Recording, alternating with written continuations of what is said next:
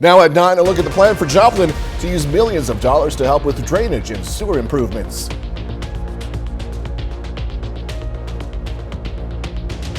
In Washington, more on what has LGBTQ+ and religious freedom supporters fired up. The 4 states' most watched news starts now. Thank you for joining us tonight. I'm Jordan Abbey. Joplin could get millions of dollars to help with storm and wastewater improvements.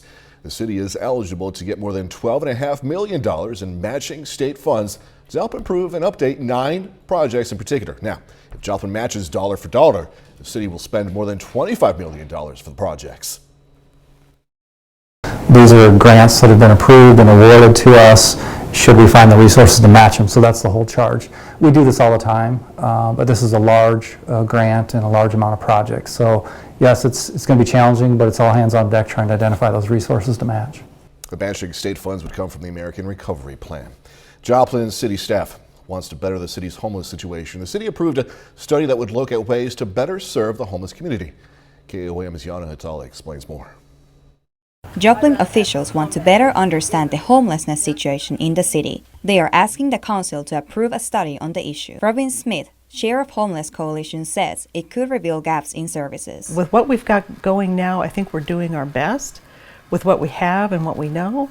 But I think, a study would certainly help us, open our eyes to seeing, if there's something more we can do. There are many factors that can lead to homelessness. Doug Gamble from Water Garden says it is important to listen to individual stories to create solutions. I wouldn't say no one chooses to be homeless. However, once somebody kind of reaches a certain point of homelessness, like they've been homeless and they've been a part of kind of that culture for some time, I do see that there's almost identity that gets wrapped up around that, and it does become harder for someone to break out of that because they so much see themselves in that kind of identity. Both Smith and Gamble say the lack of shelter and warming spaces are problems. Also, some of the homeless population have pets. A lot of our homeless folks have pets and cats and dogs and all kinds of things, I'm sure, but they're not welcome to stay at the shelters here. Transportation is also a major problem. They stop the trolley system, which affects homeless or anybody actually who uses that system. So for us, we have folks that are trying to get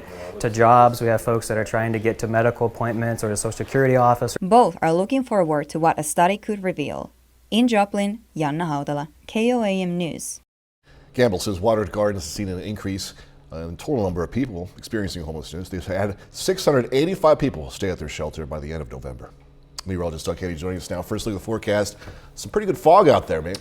Yeah, we got the fog sticking around once again this evening into the overnight hours for us tonight. So be careful if you're going to be on the roadways. Plus, we have the drizzle across the region. Temps today 52, right about where we should be for this time of the year. We started at 39 during the morning hours, and you can see our temperatures now mid to upper 40s to lower 50s in our southern counties. And we do have the fog. It's decently thick, so this has dropped the visibilities across the region. And this is the way it's really going to stay as we go through the overnight hours tonight. Also, a lot of clouds. We do have some drizzle, which is working through. May even get a few random showers trying to pop up late tonight. But as we go through time, you can see the pockets of drizzle across the region. Very typical for this setup. And this is going to last all the way into the morning hours. Even more rain chances in the forecast. We'll look at that here in just a bit. Doug, thank you as always. Authorities over in County investigating what caused a morning house fire on State Route E. Diamond's fire chief says the structure was being used as storage. Thankfully, no one was living there. The building was deemed a total loss. Chief said he could see the fire easily from 2 miles away, that it caused traffic disruptions until about 7:30 this morning.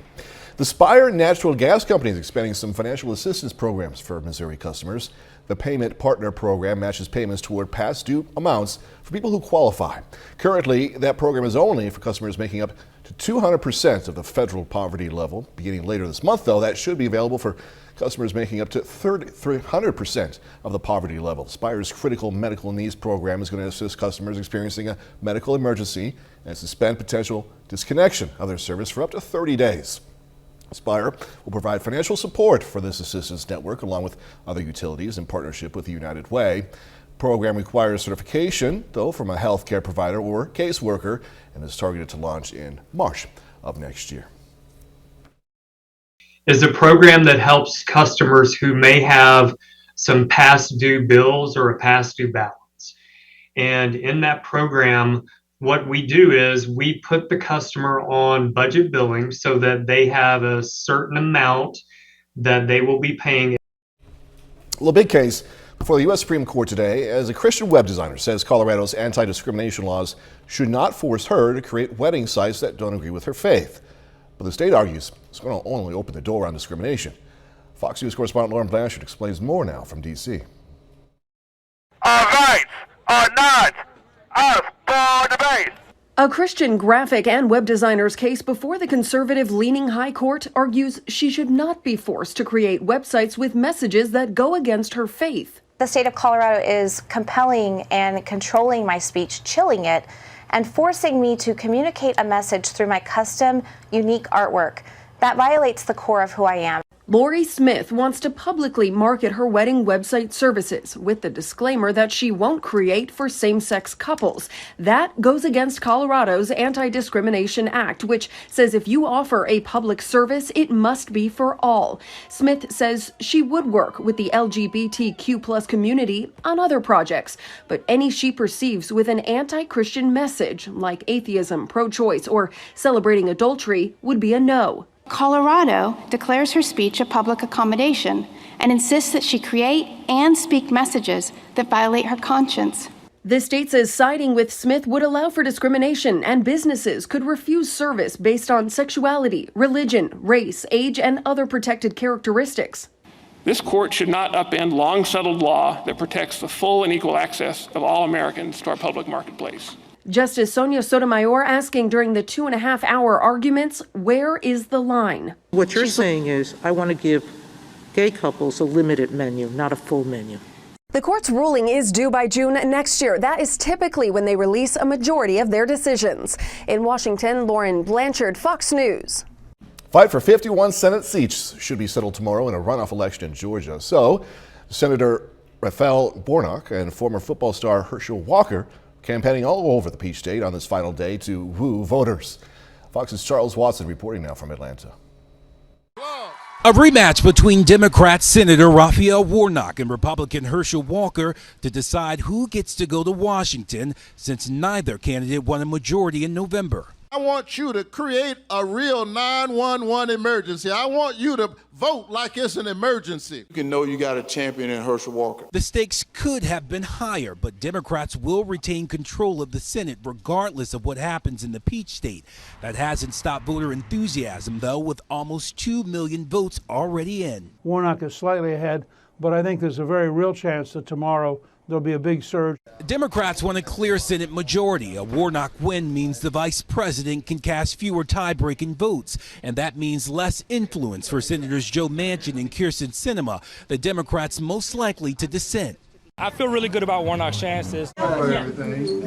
If Herschel Walker wins, the GOP can stall Democrat priorities like confirming judicial nominees. It gives Mitch McConnell a little more wiggle room, a little more leverage. Democrats do seem to have the advantage, though. Warnock led Walker in the general election by nearly 40,000 votes, even after Brian Kemp, the state's Republican governor, won handily. Herschel Walker certainly had a series of bad headlines leading right up until the first election day, and it has made some Republicans a little uneasy. Senator Warnock won a runoff last year against Republican Kelly Loeffler. He's hoping for the same outcome Tuesday.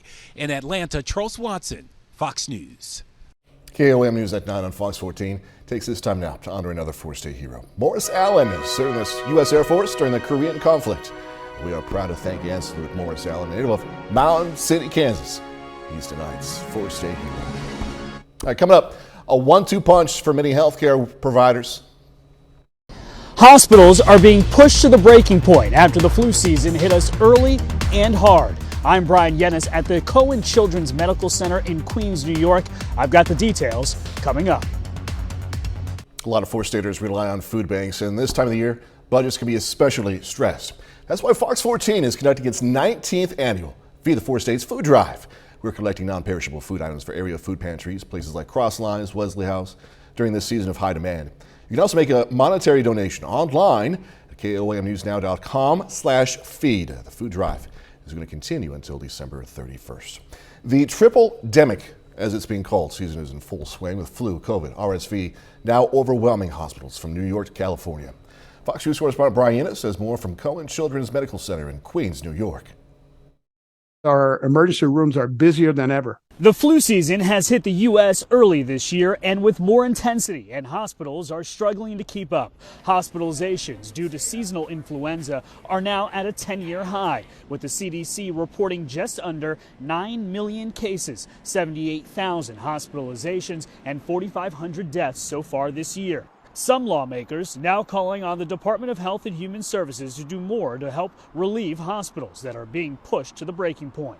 We're short of doctors, we're short of nurses, we're short of respirators, we're short of beds, that they can come and supply those things immediately.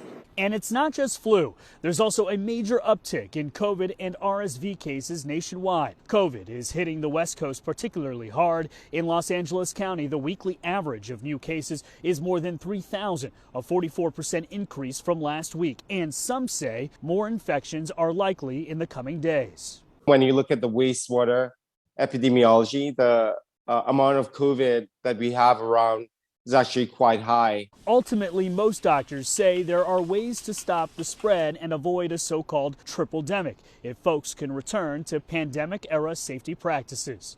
Good hygiene, good hand washing, the use of masks, which we know that have worked very effectively. Here at KOAM Children's Medical Center in Queens, New York, we're seeing about a 50% increase in pediatric admissions a day.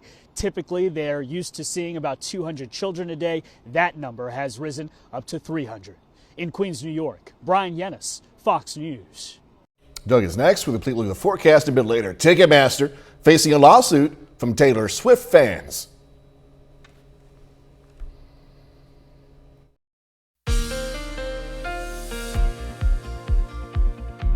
Well, it definitely turned out to be a dreary day for us today. The clouds, the drizzle, the fog. We still have the clouds, the drizzle, the fog outside, and we're going to see this sticking around tonight and at least through the first chunk of tomorrow. Also, our temperature is very consistent, right around 50 yesterday. We barely dropped off last night, right around 50 degrees once again for us today. A little bit cooler in northern counties. Yates Center 45, 43, Iola, Fort Scott at about 46. Then you hit the 50s. 51 in Miami, Grove, Anderson sitting at 53. Doesn't look pretty out there. You can tell the roads are wet. It's kind of foggy. Currently outside, 7th and range line, 50. Northerly winds are light. Humidity, of course, is high. The winds are light. And we have the fog. This is going to continue to stick around tonight. So if you are going to be on the roads, be careful, especially wet roads and fog. The deer out there as well. But you can see our visibility is fairly low in a lot of spots. So as we go through the rest of the night, we kind of hang out upper 40s to lower 50s. We're going to have on and off periods of drizzle and light showers sticking around through the morning hours.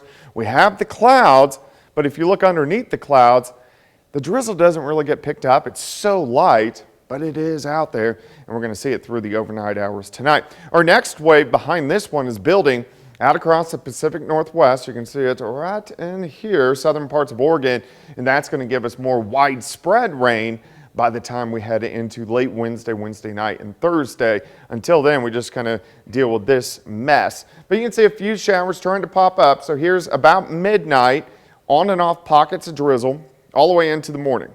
Upper 40s across the board.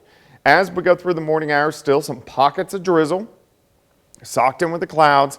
I think most of us are going to kind of be sitting near 50, lower 50s at this point in time. As we get into the afternoon, similar to today, southern counties well into the 50s. Northern counties, you'll probably stay into the upper 40s. The drizzle works out of here tomorrow night, but we still have the clouds sticking around as we drop back near 40. As we go into Wednesday, rain increases to our south. I think most of us stay dry a good chunk of the day, but then rain will start to advance in. Late Wednesday, Wednesday night, periods of showers, maybe even get some thunderstorms, all the way into Thursday morning. So this will be a much more widespread rain as it pushes in on Thursday. All right, day planner on your Tuesday, 50 in the morning, 53 by noon. I think we'll top at 55. We'll back down to about 47. You can see our drizzle picks up a little bit late tonight into tomorrow morning, and then rain picks up a little bit more late in the day on Wednesday. And rainfall amounts out of this, not much, a tenth or two 0.2 of an inch. Most of our rain is going to come with the batch late Wednesday into Thursday. In our southern counties, you guys might pick up 1 or 2 inches of rain with that next system. 55 tomorrow, 57 on Wednesday, 62 on Thursday, rain. We do dry out a bit Friday and Saturday, and then rain right back in on Sunday and Monday. So it's actually pretty active. We're going to look at our next system in detail here in the second half hour. Next weekend looks okay, though, you know. Yeah, Saturday.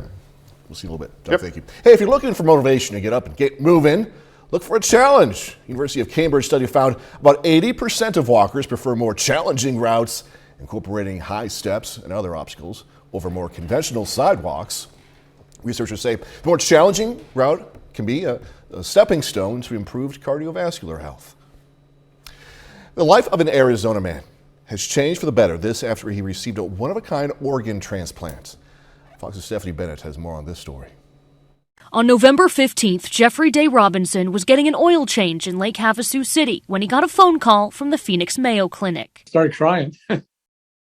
Very emotional. Doctors called to tell him they found a match and he was finally getting a new heart. For the last 13 years, Robinson has suffered from heart failure. He's had numerous surgeries, taken several medications, and has been waiting months on the transplant list. Doctors told him they were trying a new method and he'd be the first Arizonan to do it. It's a second chance in life. I was going downhill for the last couple months, and I didn't want to be that guy just sitting in a rocking chair for the next 5 years waiting. So I took the DCD. DCD means donation after circulatory death, meaning instead of traditional methods of getting a heart from someone who is brain dead, they could now take a heart from someone who has already passed away, taking the still heart and reviving it, pushing fresh blood through and ultimately make it beat again using this heart-in-a-box technology. Once the circulation has ceased, all of the organs begin to deteriorate quite rapidly. So by being able to resuscitate the organ, put it in this heart in a box, so to speak, resuscitate it and assess how well the heart is functioning and how healthy it is from a metabolic standpoint, it allows us to utilize many more potential organs. Not only does it widen the donor pool, but it also helps preserve the hearts for much longer, extending the time between retrieval and transplant by 8 to 10 hours, whereas originally that window was much smaller at 3 to 4 hours. It's a miracle because of his particular situation. He was going to be waiting a long time for a traditional brain-dead donor, and this gave him the opportunity by being willing to have this type of donor heart offered to him to move up on the list. The Mayo Clinic here in Arizona provides more solid organ transplants than any other hospital in the country. For hearts alone, they do between 40 and 50 per year. At the moment, there are more than 3,300 people nationwide on the heart transplant list. I think it may well double the number of potential donors that we can utilize. So it should definitely increase the number of heart transplants we're able to safely do. And that's some. All right, coming up, Taylor Swift fans showing they mean business. Ticketmaster hit with a lawsuit after fumbling the Taylor Swift concert sale. I'm William Lajness in Los Angeles. That story coming up. More young people are ditching booze for marijuana, according to a new study in the journal Clinical Toxicology. Over the last 20 years, cannabis abuse increased 245% among children 6 to 18 years old, while alcohol abuse steadily declined. Researchers link the change in the rising popularity of marijuana, becoming more popular, to edible cannabis in particular. Swifties are steaming mad. More than 24 irate Taylor Swift fans suing Ticketmaster and parent company Live Nation for fraud and other allegations after last month's ticket sale fiasco. Fox News senior national correspondent William Lajness is in LA with these details. Taylor Swift fans are taking Ticketmaster to task. More than 24 Swifties filing a lawsuit against the ticket giant after it bungled sales for Swift's 2023 Eras Stadium Tour. Ticketmaster says it canceled the public on-sale date for the tour because of high demand during its pre-sale event. The plaintiffs are suing Ticketmaster and its parent company, Live Nation, for fraud, price fixing, and antitrust violations, alleging, quote, intentional deception, letting scalpers scoop up most of the tickets. The lawsuit was filed in Los Angeles and goes on to allege, quote, Ticketmaster is a monopoly that is only interested in taking every dollar it can from a captive public. We believe out of the 1.5 million codes that were given out, that some of those were given to scalpers and to bots, and they weren't even Taylor Swift fans. It also claims millions of Taylor Swift fans waited up to 8 hours and still couldn't buy tickets, saying Ticketmaster was not prepared for the surge of customers. 41 times I was able to get tickets in my cart. 41 times I tried to buy tickets, and I was never able to. Ticketmaster apologized to Swift and her fans, but the plaintiffs are asking the court for a civil fine of $2,500 per violation for fraud, price fixing, and antitrust. In Los Angeles, William Lajeunesse, Fox News.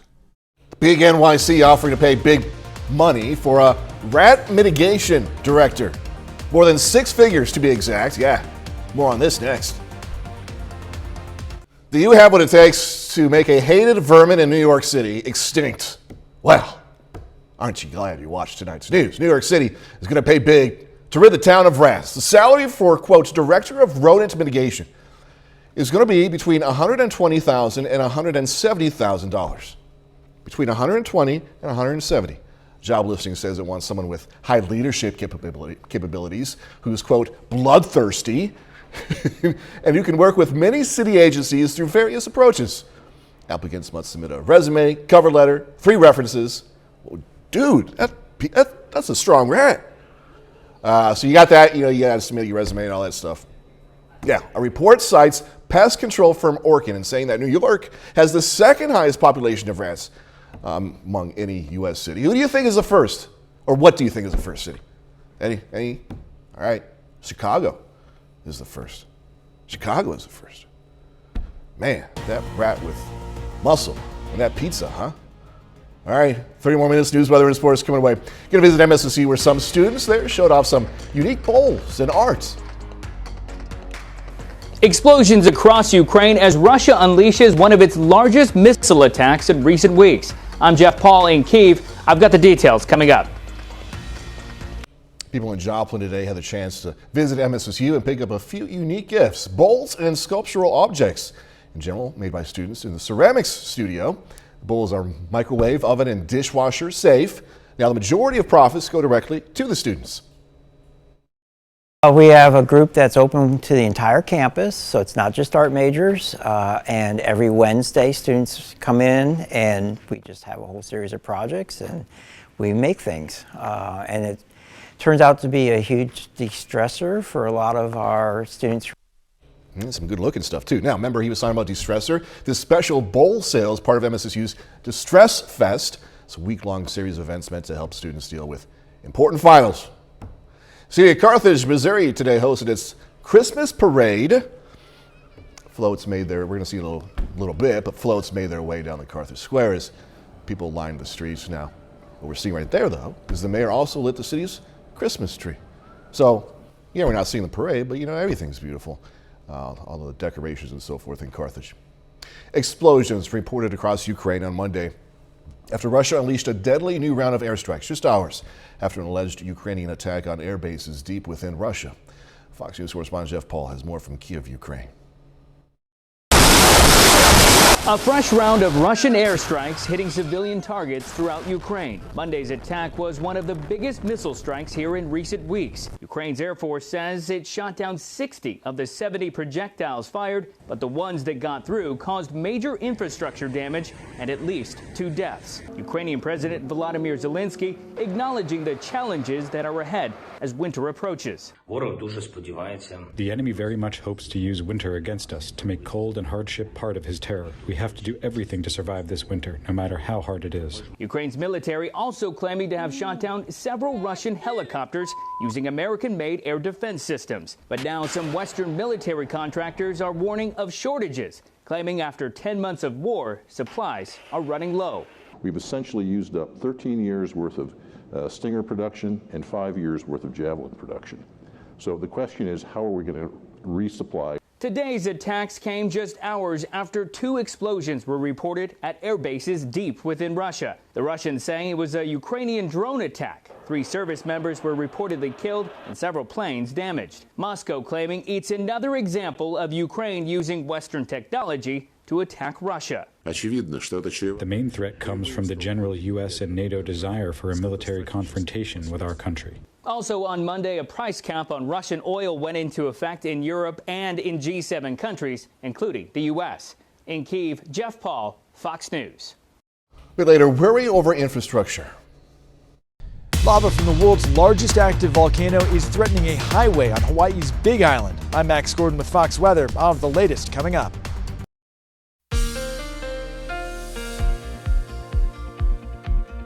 It definitely turned out to be a chilly one today. Temperatures only right around 50, 51 degrees. Plus we had the clouds, we had the drizzle, we had the fog across the region. And we're going to see that sticking around as we go through the overnight hours tonight. Look at our temps. Past 36 hours, pretty consistent. Just kind of hanging right around 50, 51 degrees for afternoon highs. We can zoom in now. A little bit cooler in northern counties. Yates Center is 45, 47 in Parsons. Then you hit 52 in Miami, 54 in Grove, Anderson 52. Stockton sitting at about 48 degrees. So northern counties 40s, 50s in our southern counties. But look outside, it's kind of foggy, it's dreary, roads are wet. So be careful if you are going to be out tonight. Winds are very light, humidity is high, sitting at 93%. And we do have the fog across really most of the region. You can see the thickest extreme southeastern Kansas, Ottawa County, Newton County, into parts of Jasper County. But the fog's going to be out there tonight. We're going to have the on and off drizzle, so be careful if you're going to be on the roads. We kind of hang out upper 40s to near 50 degrees all night long. We have the clouds moving across the region. There's not a whole bunch showing up on the radar because drizzle is so hard to pick up. It's so small, but we do have the drizzle out there. If we head out toward the west, here's our next little wave building out across the Pacific Northwest, and this system will start to affect us by late Wednesday night into Thursday with a little bit more widespread rain than what we are seeing now. All right, let's go through time. Spotty showers and drizzle. Here's midnight. We'll go through the overnight hours and stop in the morning. Still drizzle, some fog across the region. We're sitting mid to upper 40s. Drizzle continues during the morning, mainly on the Missouri side, and then mainly just cloudy as we get into the afternoon. Clouds stick around tomorrow night, all the way into Wednesday morning, a little bit colder. We drop back near 40 by Wednesday morning. As we go through Wednesday, showers really increase to our south. I think most of us stay dry, but rain will start to increase in by the time we get into late Wednesday night, and Thursday. So here's Wednesday evening. Rain's really picking up, moderate, even heavy at times, pushing through the region. Here's Thursday morning, and then it will start to exit once we get into Thursday afternoon.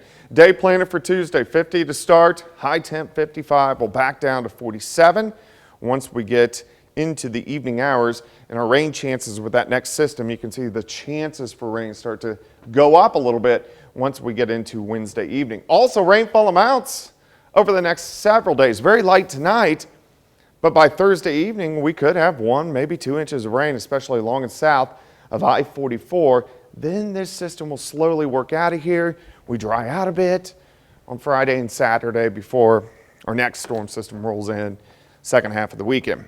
All right, 55 tomorrow, 57 on Wednesday, 62 on Thursday. A little drier Friday and Saturday, and then rain back in Sunday and Monday. Pretty good for December, though, I think. Yeah, could be worse. Yeah, Doug Eddy, thank you. Housing market is dropping because of high interest rates. Christian Benavides reports. Patrick Kennedy recently moved into a new home, and it's a long time coming. He started looking at houses a year ago when the market was red hot. Compare and contrast what it was like looking for a place a year ago. Everything that's nice and that's attractive to the majority of buyers, you would see them on the market and gone, under contract a day later. Kennedy's realtor, David Gunther, says things have changed since then. The interest rates maybe are pulling buyers back a little bit, but it's also afforded a buyer who is strong with their financing. They could approach a property. They're not competing with the rest of the world. Mortgage rates are now just under 6.5%, which is down from 7% last month, but more than double from 1 year ago. There's not as many buyers. These higher interest rates are having buyers sit on the sidelines saying, we'll wait and see. Realtor Melanie Heyer worked with would-be buyer Celia Polhemus She wants a new home, but the thought of a high payment has her waiting.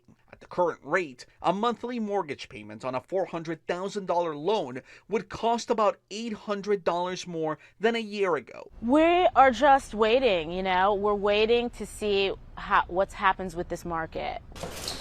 Kennedy got his loan when interest rates were at a peak, but his plan is to eventually refinance. So you're betting that interest rates will eventually come down? Yes, correct. I think realistically, hopefully within the next 12 to 24 months, high 4s, low 5s. But experts forecast mortgage rates can actually climb again in the coming months, then slowly tick down during the second half of the year. Cristian Benavides, CBS News, Miami. Coming up in sports, sophomore for Pitt State women's basketball giving the team an early season spark. Plus, it's yet of an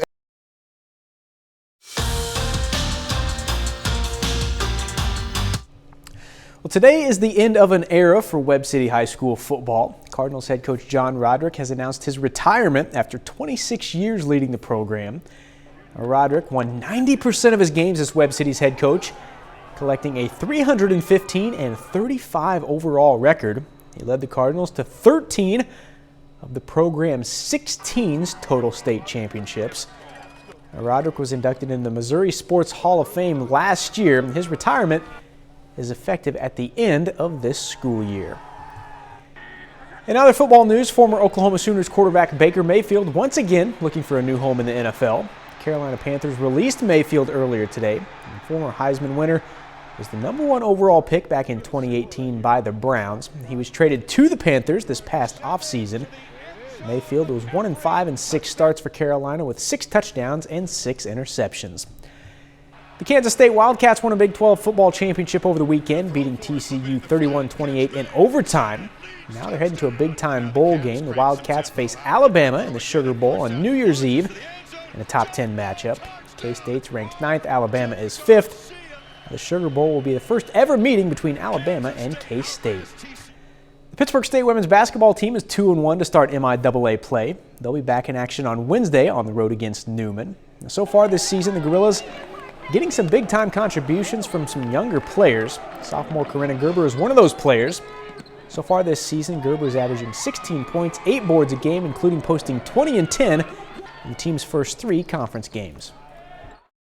I think last year gave me like a little cushion year almost to just keep building off of, and I kind of know what to expect now. And I think over the summer it gave me something to work on, like this is what I need to do to get better, and so that's kind of what I tried to do, is just in the off season work on what I needed to. And I think my coaches were able to see what I needed to do also, and they gave me a lot of great stuff to do. Corinna's always been bought in, but I think she just understands more the offense. That freshman year is tough. You're just trying to, you feel like you're in a hamster wheel trying to catch up all the time, learn the plays, and just a year of confidence. What a difference it can make is just comfort. And so I think that's a big part of it. That's it for sports. We're back after this. Lava continues shooting out of the world's largest active volcano. The flow at the Mauna Loa volcano in Hawaii is slowing down, but creeping closer to the Big Island's main highway.